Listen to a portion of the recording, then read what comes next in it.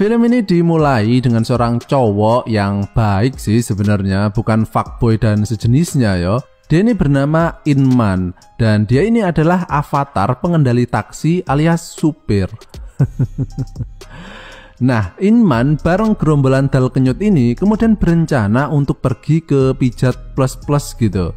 Namun karena Inman ini kismin yo alias nggak punya duit, kemudian dia pun nggak mau ikut. Dan sebagai pelampiasannya, dia nonton JAV aja di HP-nya sambil mengamplas batangnya. Tapi tiba-tiba bosnya nelpon loh, sehingga imajinasi tingkat tingginya itu tadi buyar. Bosnya menyuruh Inman untuk menjemput klien penting katanya, dan sambil ngomel-ngomel sendiri, Inman pun berangkat ke tempat yang dimaksud dan film ini pun dimulai. Bukan fake taksi. Setelah sampai di tempat tujuan, terlihat seorang kakek legend bareng dengan seorang cewek. Kalau kalian mengikuti channel Pak D, pasti sudah tahu ya, mbak yang satu ini sering banget Pak D bahas ya. Dia ini adalah Kim Sun Young dan di film ini dia bernama Jiun. Dia ini adalah seorang cewek panggilan. Nah, tapi Inman ini baru sadar kalau Jiun ini adalah cewek yang pernah kuliah di tempat yang sama dengannya dulu. Seorang cewek yang paling cantik dan paling pinter di kuliahannya dulu. Namun Jiun ini nggak kenal yo dengan Inman. Dan di sepanjang perjalanan, Inman melalui kaca spionnya mencuri-curi pandang ke Jiun. Dan nampak wajah Jiun ini terlihat sedih yo. Sesampainya di hotel, mereka pun masuk dan Inman disuruh menunggu di bawah. Beberapa menit kemudian, Jiun pun selesai melakukan pekerjaannya dan hendak menuju pulang.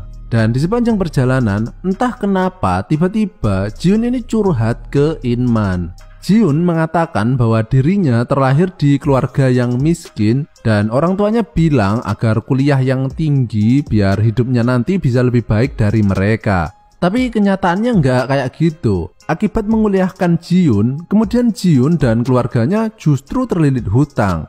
Jiun tentu saja berusaha melunasi hutang tersebut dengan bekerja secara benar, namun semua itu nggak bisa mencukupinya sehingga ia pun terpaksa bekerja seperti saat ini. Merasa tidak kuat lagi menjalani hidupnya, Jiun pun kemudian berkata bahwa dia ingin melakukan bunuh diri. Sementara itu, Inman yang sebenarnya suka ke Jiun sejak dia kuliah dulu, kemudian asal ngomong aja, asal nyeplos gitu, bahwa dia juga pengen mati dan dia memiliki sebuah klub bunuh diri. Jadi matinya bareng-bareng gitu. Tertarik dengan hal tersebut, Jiun kemudian memberikan nomor HP-nya dan mengatakan untuk menghubunginya jika mereka nanti melakukan pertemuan di klub tersebut. Nah, akibat mulutnya yang asalnya nyeplos tadi, kini Inman terpaksa mengikuti permainan tersebut. Karena mungkin ini satu-satunya kesempatan agar dia bisa bertemu lagi dengan Jiun. Inman pun segera membuat blog yang isinya itu undangan kepada semua orang yang pengen melakukan bunuh diri. Dan untuk menarik minat orang-orang tersebut, kemudian Inman mengatakan bahwa dia akan mengabulkan permintaan mereka semua sebelum bunuh diri. Dan lagi-lagi Inman ini asal aja ya bikin iklan. Keesokan malamnya, Inman menunggu orang-orang tersebut di tempat yang sudah ditentukan dan mulailah muncul orang-orang yang tertarik melakukan bunuh diri. Dimulai dengan seorang cewek yang periang banget, gak ada indikasi apapun yang menunjukkan dia ini punya masalah berat yo. Dia ini bernama Harry. Kemudian disusul dengan Jiun dan terakhir adalah Chohi. Mereka pun ngumpul sambil minum-minum beras kentur dan di sini mereka mengatakan alasan masing-masing kenapa mereka ingin mati. Dimulai dari Harry, dia ini pengen mati karena dia jatuh cinta sama cowok yang berjanji akan menikahinya, tapi kenyataannya dia justru ditinggal dan akan menikah dengan cewek lain. Sementara itu alasan Jiun sudah kita bahas di awal tadi ya. Nah, dari keempat orang ini terlihat Chohi lah yang mengalami depresi paling berat dan dia tidak mau mengatakan alasannya tersebut. Sementara itu, Inman ini ngarang aja ya, kenapa dia pengen mati, karena sebenarnya dia nggak pengen mati toh. Dia ini cuma asal-asalan aja bikin klub ini. Dan mereka semua tertarik bergabung karena tergiur akan janji bahwa permintaan terakhir mereka akan dikabulkan, yang merupakan asal mula judul film ini, yaitu Wish Taxi, yang berarti taksi atau supir taksi yang bakal mengabulkan permintaan. Mereka pun mengatakan permintaan mereka masing-masing. Jiun ingin merasakan gimana rasanya menjadi orang kaya yang bisa makan dan belanja sepuasnya. Kemudian Inman secara ceplas-ceplos mengatakan bahwa dia pengen bisa menggenjot banyak cewek sebelum meninggal. Pak D juga pengen kalau kayak gitu. Sementara itu, yang lain masih belum memikirkan apa yang mereka inginkan. Keesokan harinya, Inman pun berusaha memenuhi permintaan Jiun terlebih dahulu, yaitu datang ke restoran paling mahal dan ke toko barang-barang bermerek yang kalau sekiranya yang pesen itu Pak D, paling Pak D langsung jual rumah. Nah, terus gimana cara Inman membayarnya? Wong dia ini kan orang miskin toh. Nah, ternyata Inman ini memeras kakek legend tadi karena dia tahu semua informasi penting ketika ia mabuk di taksinya. Setelah selesai, mereka kemudian mampir di sebuah penginapan untuk nyantai-nyantai sambil makan-makan dan minum-minum. Dan beberapa saat kemudian terlihat Harry yang sudah sangat teler sehingga Chohee harus mengantarnya ke dalam kamar. Sementara itu Jiun yang merasa seneng banget karena keinginannya sudah terkabul. Kemudian sebagai gantinya, dia pun mengabulkan permintaan Inman, yaitu melakukan prosesi bercocok tanam.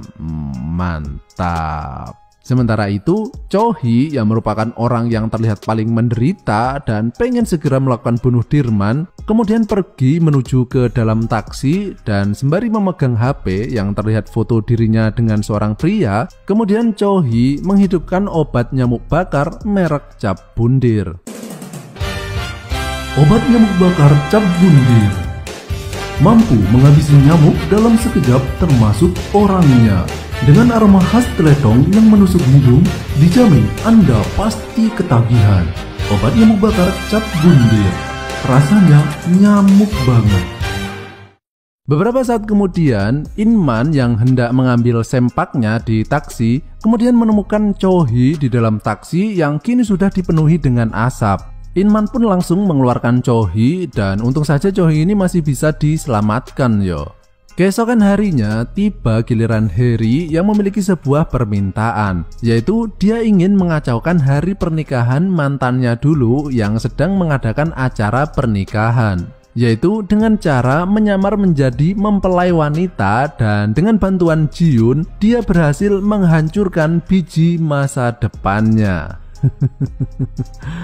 Dan sebagai rasa terima kasihnya, kemudian Harry pun kini mengabulkan permintaan Inman untuk berwisata ke dalam goa. Jadi udah 2 cewek ya yang kena. Sementara itu terlihat Chohee yang sedang ngowoh di pinggir kali dan di sini kita diperlihatkan masa lalu Chohee kenapa dia ini sampai segitu sedihnya. Ternyata beberapa waktu lalu Chohee ini hendak melangsungkan pernikahan. Namun di tengah perjalanan mereka ini kemudian mengalami kecelakaan yang mengakibatkan calon suaminya tersebut meninggal. Sehingga dia ini merasa sedih dan kesepian banget yo. Malamnya Chohee yang masih belum memiliki permintaan karena yang ada di pikirannya selama ini cuma pengen cepat mati gitu aja. Kemudian dia terlebih dahulu mengabulkan permintaan Inman untuk bergerilya di lahan gundul tanpa rumput. Dan pada poin ini Pak D bener-bener iri ya. Inman ini main sama 3 cewek loh. Dan gak ada yang marah pula. Keesokan harinya sebelum memutuskan melakukan bunuh Dirman, mereka kemudian berpikir untuk berpisah terlebih dahulu menyendiri selama 2 hari. Dan dalam masa tersebut, masing-masing karakter ini kemudian mencoba mencari arti di dalam hidup mereka. Jiun yang kemudian menjual semua barang mewah yang dibelinya tadi berniat untuk memberikan semua uangnya kepada ibunya. Namun ternyata ibunya kini sudah menjual semua properti miliknya untuk melunasi hutang Jiun. Dan di sini Jiun sadar bahwa jika ia sampai mengakhiri hidupnya, bukankah itu adalah hal yang sangat egois ya? Karena bukan cuma dirinya saja toh yang tersakiti, melainkan orang-orang yang sayang kepadanya. Harry yang hendak menemui mantan pacarnya untuk meminta maaf karena sudah merusak acara pernikahannya, justru melihat mantannya tersebut kini sudah ganti cewek lagi. Dan di sini ia sadar kenapa dia harus sampai membuang-buang hidupnya demi laki-laki seperti itu. Sementara itu, Cho-hee kini merasa ragu untuk mengakhiri hidupnya karena selama beberapa hari ini dia ini merasa bahagia banget berada di antara ketiga orang tersebut. Karena dia ini sadar bahwa setelah kepergian calon suaminya tersebut, dia ini merasa sangat kesepian. Dan Cho-hee justru menemukan hal-hal yang bisa menghibur rasa kesedihannya tadi ketika ia bersama dengan ketiga orang tersebut.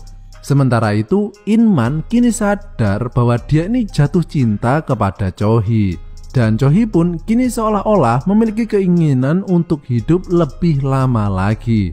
Dan disinilah masalah pun kemudian muncul. Terjadi cekcok antara mereka berempat, di mana In-man ini berusaha mencegah agar mereka semua tidak jadi mengakhiri hidup mereka. Namun rasa ragu masih menyelimuti keputusan mereka. Hingga akhirnya karena mereka ribut sendiri, In-man nggak fokus mengendarai taksinya, yang kemudian menyebabkan taksi mereka disosor seekor truk.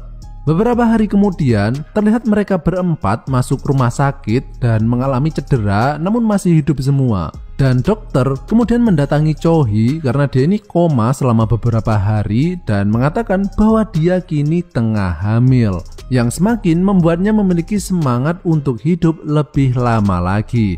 Dan karena Cho-hee tadi masih belum memiliki permintaan, kemudian Cho-hee pun menyebutkan permintaannya tersebut, yaitu dia ingin agar mereka berempat untuk melanjutkan hidup dan berusaha sebaik mungkin di dalam hidup mereka. Dan mereka pun menyetujui permintaannya tersebut.